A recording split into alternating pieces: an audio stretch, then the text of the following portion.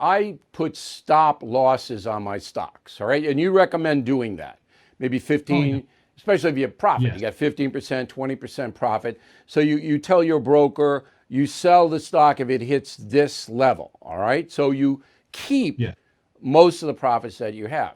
But a lot of people have mutual funds, particularly in IRAs and 401ks and things like that, where they don't have stocks. And those people are going, if I'm 77 years old, I'm coming to the end, but if I get killed and I have a lot of assets in stocks, it's really going to hurt.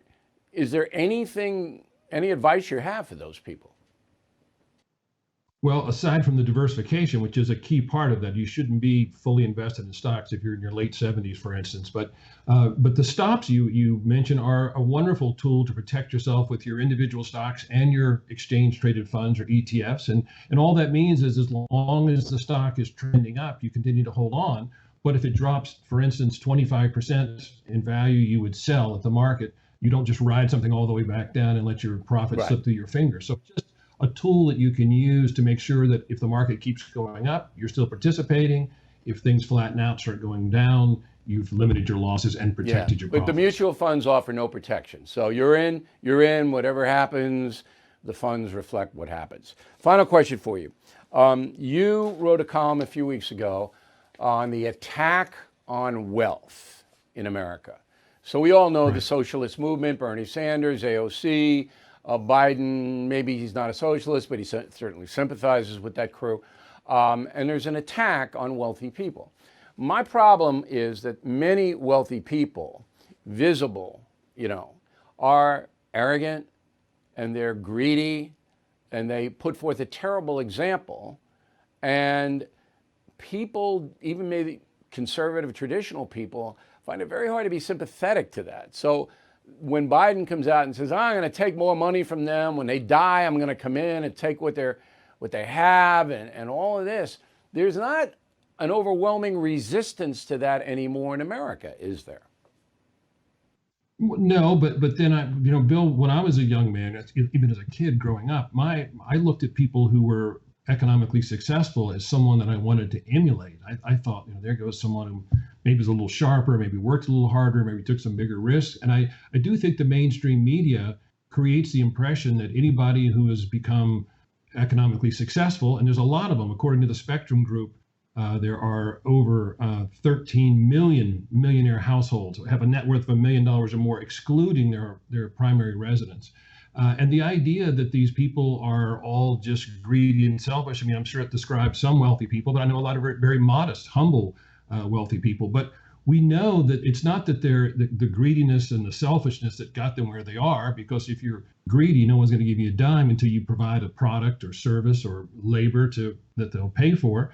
And you don't get rich by being selfish and thinking about yourself. You get rich by thinking about other people. What do they want? What do they need? How can I provide them with something better, something faster, something longer lasting? I And those are agree the people with that you, build but wealth. the problem is that the hardworking millionaires, the people who have built themselves up like me, I mean, I had zero money coming out of Boston U with a broadcast journalism degree. I had to borrow money to buy gas to get in Scranton, Pennsylvania, my first job. Not a sob story. I succeeded in a marketplace, and I believe in capitalism. But when you have social media companies, tremendous wealth, billionaires, right? And they use their wealth and power to suppress freedom of speech, to ally themselves with progressive units, to push the woke philosophy. These people are doing a lot of damage to the upper echelon of earners in the United States, because the association is that they're dangerous. They have too much Right. power, too much money, and that they're intruding on all of our freedoms, which in some cases is true, is it not? Right, right. Now, I do think it's a shame, Bill, that some people who've been very fortunate and worked hard and been successful have demonized capitalism for others, and it's a shame. And I think the biggest part of this is what economists call the lump sum fallacy, which is that if somebody like a Bill Gates or Oprah Winfrey has more, then the rest of us necessarily have less. And that's simply not true. Money grows, wealth increases over time. That's why the GDP increases. That's why median incomes go up. That's why household net worth, which hit a record up $13.5 trillion last year, goes up. So it's not a matter of of those greedy people are taking money that would be going to the rest of us. It's that we can all become wealthy if we follow the habits that Yeah, you if you do showed, what's Bill. necessary, but some of us don't have the ability, unfortunately, to do that. They can get a skill and they can make a nice living.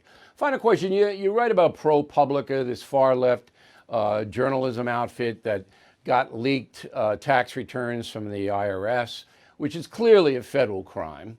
But I don't think the Biden administration is going to prosecute ProPublica or try to find out who leaked those IRS things. We live in a country that doesn't really enforce the law anymore. We see that everywhere.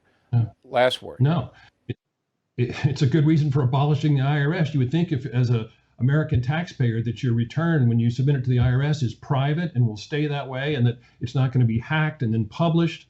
And what ProPublica did, of course, was to create resentment against wealthy people by taking their income taxes and dividing it by their total net worth, which no one pays income taxes on their net worth, and making it look as if the wealthy don't pay taxes. But that's what ProPublica does. So where's the Justice Department going in and saying, hey, you published private materials, a federal crime, come with me, here are the handcuffs. They won't do that, will they? Yeah.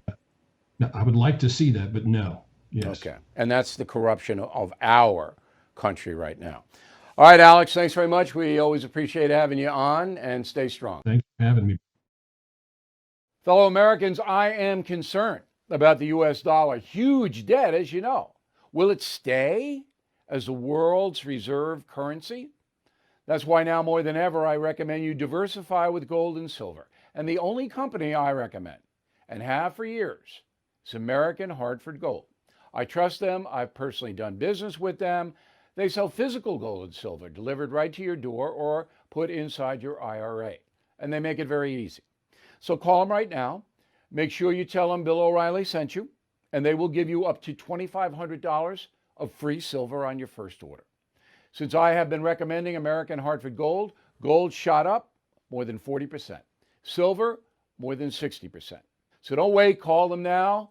866-501-5201. 866-501-5201. Or text Bill to 65532. Again, that's 866-501-5201. Or text Bill to 65532. Bill O'Reilly here. Thank you for watching this video, and make sure you subscribe to the First TV YouTube page.